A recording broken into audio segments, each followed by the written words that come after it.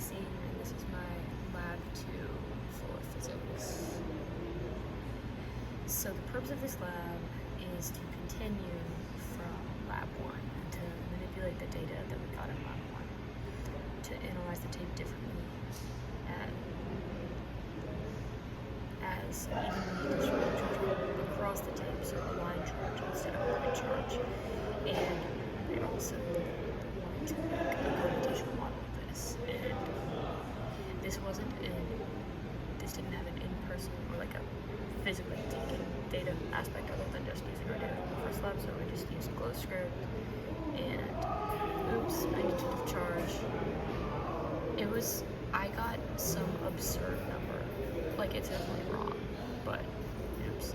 I meant to edit that, but I'm just gonna say it. It was like 3 point something to like the 12 times 10 to the 12. Like, it's definitely wrong. I'm gonna go into that later, but that was my thing.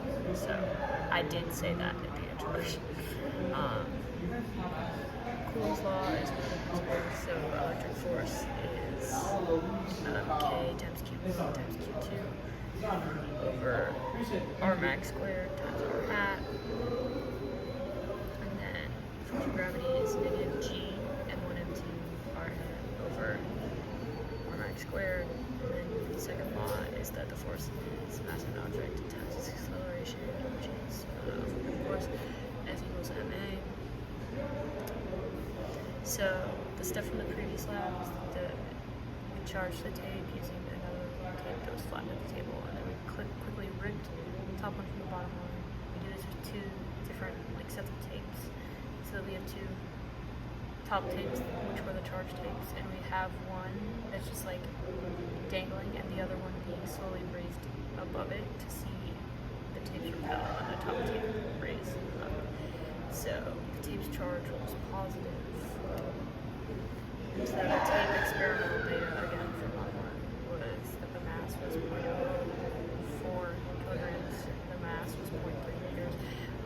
This was something I went into in my original lab, but the weight was before we folded the tape over, and the length was after we folded the tape over. So that's where that discrepancy is, which I think causes issues later. But anyway, the electric force we got was 0.00392 newtons, and gravitational force was the same but negative. And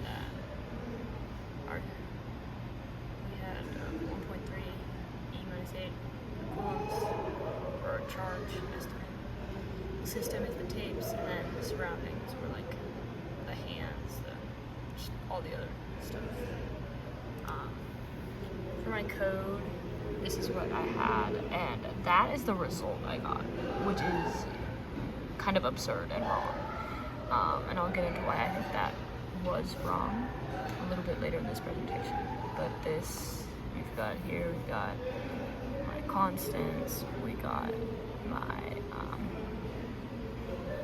mass and length and distance and charge, and then we've got my stuff over here. We've got my electric field, and we've got the one we did here that I've edited. Yeah, so that's that, which obviously a bit wrong, but anyway. So places of error, obviously a few issues in my code. So the electric force for some reason was massive. The model itself looks a little wonky physically, and there's probably a few reasons why. The tape was definitely too long and heavy, which caused issues. The in-person component and the measurement was kind of shoddy, and I think I had some bad rounding in a few places, and I think I might have had some missing errors, which caused some just crazy thing. I don't know, just some human error that I wasn't able to pick up on when I was writing my code. So the real electric charge was probably more similar to what the gravitational charge was listed as, but oh well. And then for what if / what does it mean?